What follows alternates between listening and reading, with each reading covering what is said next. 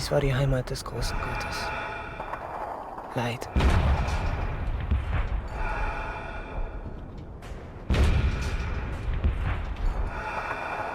Mit einer Pistole in meiner linken Hand, einer Granate in meiner rechten und einem Messer zwischen meinen Zähnen sehne ich mich nach dem Jagdfieber. Entweder werde ich um eine weitere unschätzbare Erfahrung bereichert.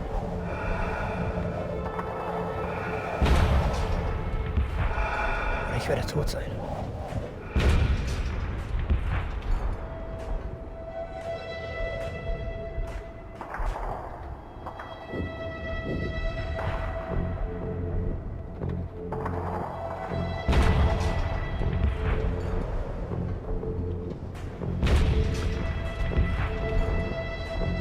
Yes! Yes!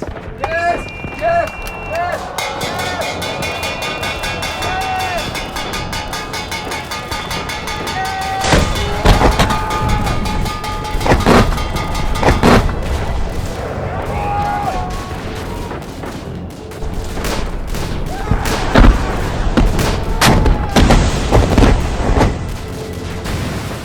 Since the fall of 1914, the great powers of Europe have been at a stalemate along the Western Front.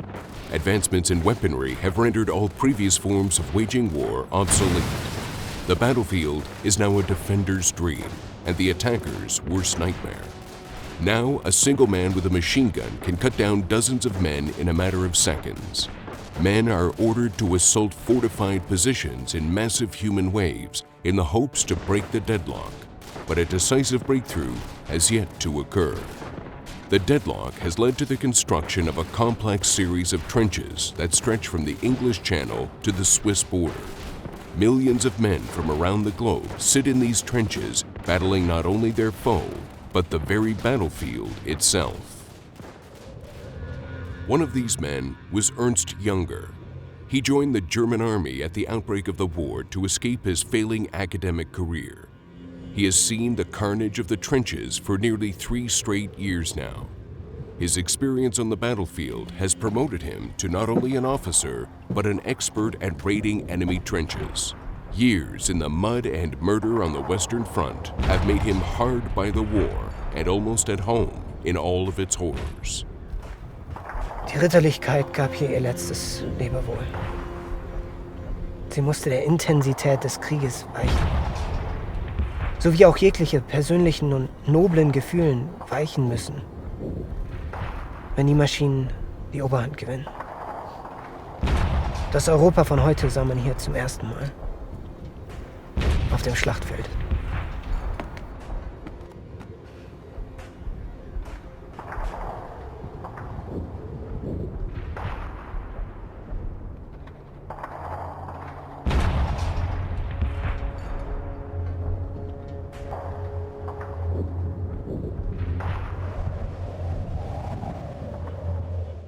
Fortifying trenches involved ingenuity and strength. Millions of sandbags to stop bullets, miles of barbed wire to stop advancing infantry, and endless amounts of wood and iron to stop the flow of earth and mud into the trenches. Everything served as a means of survival. Even this simple weather vane was used to determine the direction of the wind in the event of a poison gas attack. Ormond Burton joined the New Zealand Army as a stretcher-bearer at the outbreak of hostilities, driven by his sense of duty to one's country. He first saw combat on the cliffs of Gallipoli against the Ottoman Empire before arriving at the Western Front in 1916. Like Ernst, his experience at war led him to be promoted to an infantry officer. See those men on those wires? The dead Jerry, sir. Yeah. Organize a party, go out after dark, sit and collect those men. Burton and the New Zealanders now face the front of Hill 63, a position deemed the buttress of the British line. Have we been able to raise any artillery? No, sir. The last German bombardment took out our telephone wire. I've sent some runners back, though. We have to take all precautions, keep them Jerrys off our backs. That's what Williams and Shaw are for, sir. Snipers were used to keep the enemy pinned down and hesitant about movement and observation. snipers worked in teams of 2, with one as the shooter and one as the observer. Camouflage was key for survival and effectiveness. The landscape was used and manipulated to their advantage, and the suits they wore were made of improvised materials. Snipers had to react quickly when a target presented itself.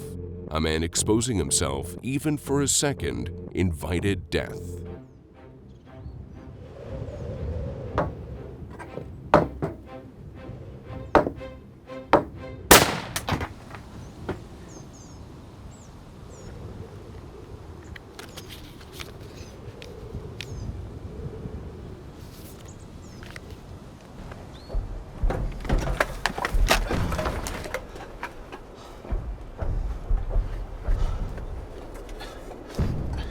Er ist tot.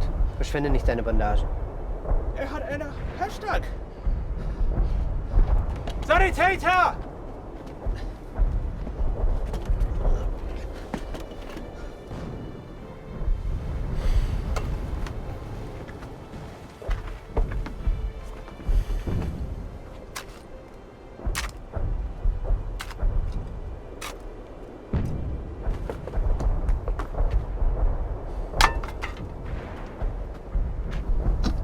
German leaders did not feel as eager as the Allies to break the trench deadlock. Rather, their command decided to create a more permanent position to wear down the attacking Allies, and only made localized attacks when the line was threatened. It was not uncommon for German bunkers to have amenities, including electricity. Where the German army really suffered, though, was food supply. The British Navy's blockade of the nation had greatly reduced its ability to feed its troops, and rations had become more meager as the war progressed. For the Allied troops, food was in more supply. The goal of the British Army was to give the fighting man 4,500 calories a day, but this was rarely achieved. All men in the trenches suffered with the consequences of living in mud. Lice, rats, and other pests haunted the men. Disease was rampant. Men whose feet were submerged in the mud for days risked loss of limb from infection.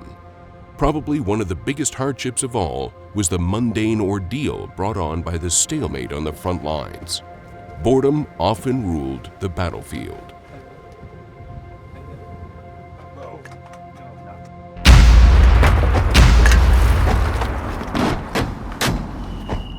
Moved toward death without seeing it.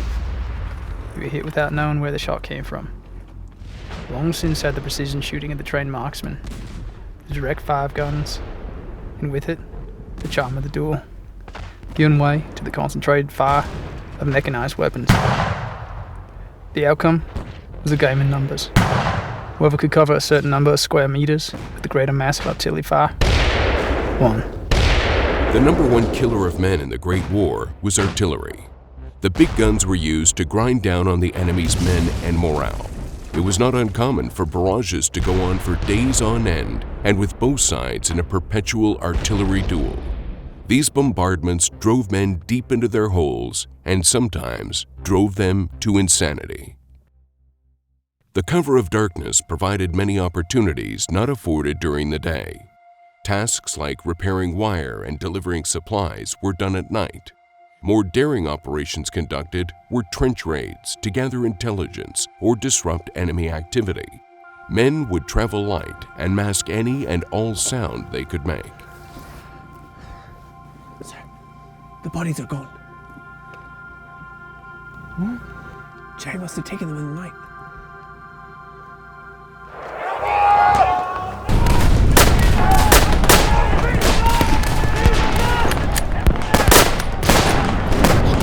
Grabenkämpfe sind die blutigsten, wildesten und brutalsten Kämpfe von allen. Von all den aufregenden Momenten des Krieges ist keiner so mächtig wie das Aufeinandertreffen zweier zwischen den engen Grabenwänden. Dort gibt es keine Gnade, kein Zurück. Dort spricht das Blut. Es stößt einen schrillen Aufschrei des Wiedererkennens, als während es aus der Brust gerissen wird, wie ein Albtraum.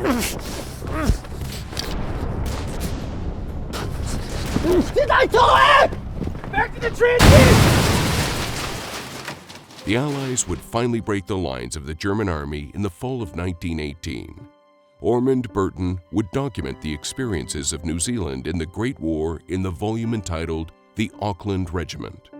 The horrors he saw would lead him to become a vocal pacifist for the rest of his life.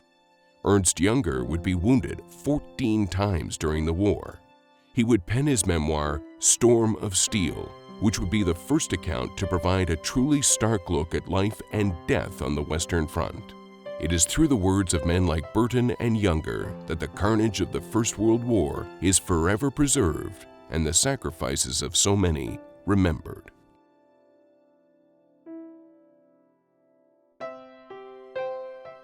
The real glory of the war was the amazing willingness with which the youth of the world, of whatever country, went to suffering and death for the best they could see.